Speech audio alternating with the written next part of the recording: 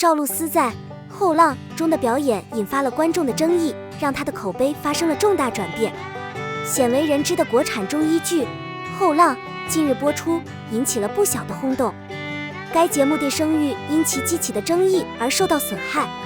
曾在《长歌行》和《星汉灿烂》中略显演技的女主角赵露思，在《后浪》中一如既往地回归韩剧风格。她塑造了一个身世坎坷的孤女，摇身一变成为顽皮的盖子。这是通过夸张的表情、睁大的眼睛和整个系列中偶尔出现的方言相结合来实现的。女主家喻户晓的外卖花絮一经出现，便迅速在各大社交媒体平台走红。作为经验丰富的外卖达人，她一到店就第一时间闯红灯。尽管她没有任何悔意，而且一直很开心，但交警还是让她继续前行，没有承担任何后果。送到几百米外，过了1刻钟才送达。送货员边嚼边跑来欺骗顾客，将已退款的订单转给其他顾客。这个计划在中国戏剧界引起了轰动。女主虽然外表强势，但以勇猛着称，被勒索时却默不作声。清明祭祖时的事件更是触目惊心，主角大喊大叫，举止古怪，还傲慢地批评水果贡品的摆放，称这是浪费食物。这种行为似乎很虚伪，因为外卖往往是不假思索地浪费了。这是国内双标的例子吗？虽然女主人公作为孤儿，在没有父母指导的情况下成长，可以解释她的行为，但人们希望任何受过教育的人都能理解清明的意义。主角通过忽略假人的使用和发展他自己的直觉和爆炸性逻辑，表现出对传统记忆学位方法的无视程度，令人钦佩。世界真是充满了惊喜。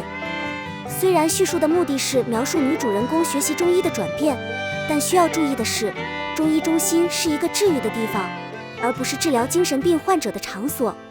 此外，中医是一个复杂的领域，在传播和接受方面面临着重大挑战。剧中对中医的这种刻画，是否有助于将其推广给更广泛的观众？将这个角色描绘成主角，会大大损害他的讨人喜欢度。中医治疗的描写虽然合情合理，但剧情本身就过于煽情了。我相信这样的剧只能在有限的观众范围内获得暂时的成功，就算走红，也终究会被诟病。对于投资于如此引人入胜的概念的观众来说，不幸的是被一个糟糕的情节所辜负。虽然主角犯小错误是合理的，但重要的是他们不能偏离角色既定的特征。如果主角犯了这样的错误，这部剧就不会受到好评。此外，还会对角色的行为产生影响，例如随着时间的推移扔掉外卖食品的事件。这种写照只会招来别人的批评。编剧似乎以有争议的主角的角色设计为主导，而不是解决中医的中心话题，这似乎没有达到目的。片头要触及中医治病的内在矛盾，还应探讨中医保存与发展的矛盾，中医与西医的对立，中医与人类的紧张关系。从角色设计入手，观众的注意力从对中医的批判性讨论上转移开来，导致缺乏对手头话题的关注。曾执笔《心术》的著名编剧这次似乎功亏一篑。本应在整个故事中成长的主人公的角色设计在早期是支离破碎的，而且他的动作也比较草率，这可能会让人非常头疼。虽然我希望下一部的剧情有所改善，但我不得不承认，抱怨和失望是存在的。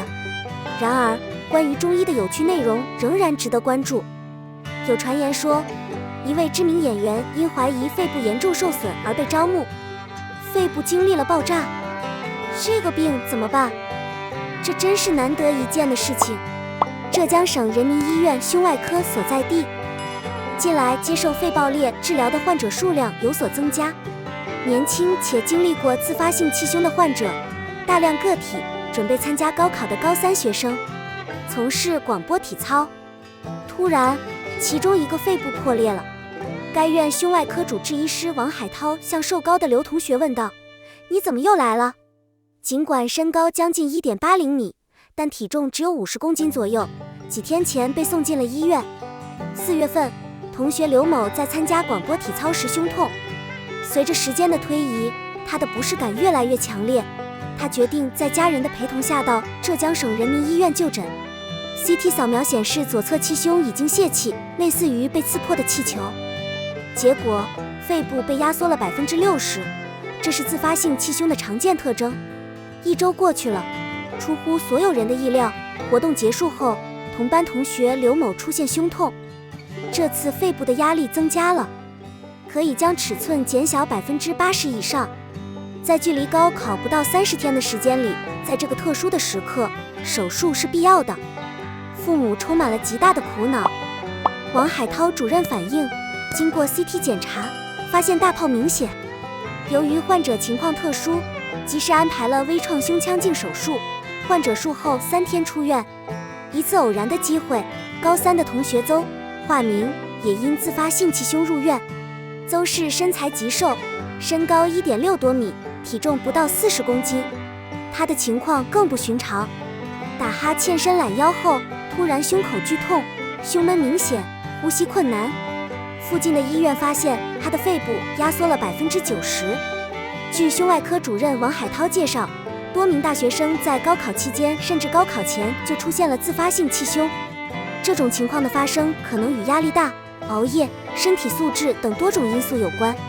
附图中，王海涛医生正在等待手术过程。曾出演热播剧的人气演员因气胸登上热搜榜首。谈到气胸，对于广大网友来说，这可能是一个再熟悉不过的概念了。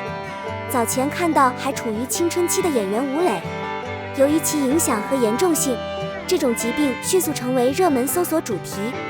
最近结束的电视连续剧，从《这就是爱》中捕捉的画面描绘了静止的时刻。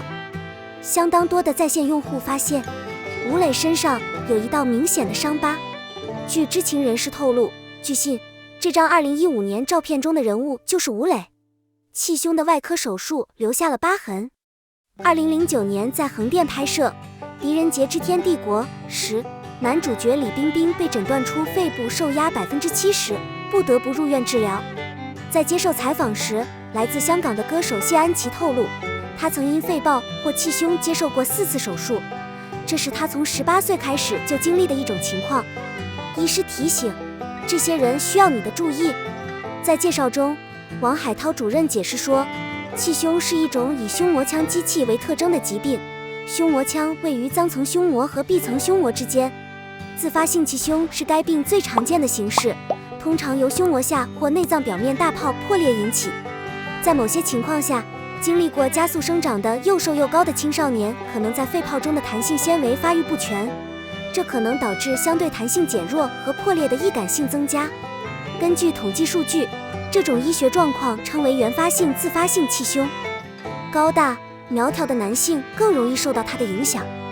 就发病率而言，男性患病的可能性大约是女性的3至6倍。被诊断患有这种气胸变异的患者在休息时可能会出现症状，但患者在体力活动以及导致胸内压升高的动作，例如举重、打喷嚏和瓦式动作期间出现症状更为常见。动作深吸气后屏住呼吸，然后用力呼气。症状起病常突然，以胸闷、气短、呼吸困难、胸背痛为特征，有时肩部有放射痛。主任王海涛建议，诊断这种病症最直接的方法是通过胸部 CT 扫描，可以确定气胸的位置和受压情况，在某些情况下可以确认大泡的诊断。医生会根据病人的情况决定合适的治疗方法。距离高考还有20多天，准备时间还很充裕。根据专家的提醒，在最后冲刺阶段保持适当的劳逸结合至关重要。